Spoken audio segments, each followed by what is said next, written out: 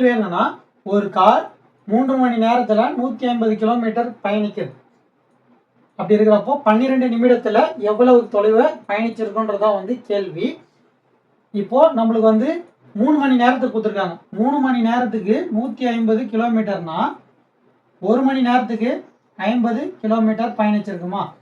சரிங்களா? ஒன்றும் இல்லை, 3 மணி நேரத்துக்கு 150 கிலோமீட்டர்னா 1 மணி நேரத்துக்கு 50 கிலோமீட்டர். 50 50 50 மூணுத்தையும் கூட்டினீங்கன்னா 150 கிலோமீட்டர். இதுதான் வந்து கொடுத்துருக்காங்க. 1 மணி நேரத்தில் வந்து அந்த கார் வந்து 50 கிலோமீட்டர் பயணிக்கும். நம்ம லாஸ்ட் சம்மில் போட்ட மாதிரி தான் இப்போ நிமிடத்தில் கேட்குறாங்க.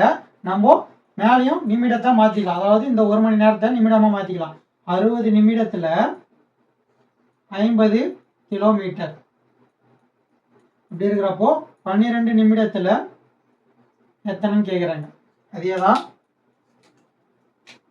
இப்போ லாஸ்ட் டைம் போடும்போது இப்படி போயிருப்போம். இப்படி போனாலும் சரி, அப்படி வந்தாலும் சரி. இந்த 60 என்ன பண்ணால் 12 வரும்னா 5ஆல் வகுத்தா 12 வரும்.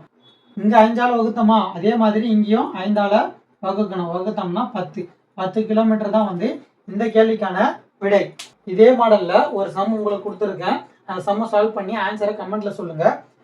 கேள்வி என்னன்னா, ஒரு கார் வந்து 420 கிலோமீட்டர் வந்து 5 மணி நேரத்தில் கிடக்குது. அப்படி இருக்கிறப்போ 7 மணி நேரம் 30 நிமிடங்களில் எவ்வளவு தொலைவை கடக்குன்றது தான் வந்து கேள்வி. இந்த கேள்விக்கான ஆன்சரை கமெண்ட்டில் சொல்லுங்கள்.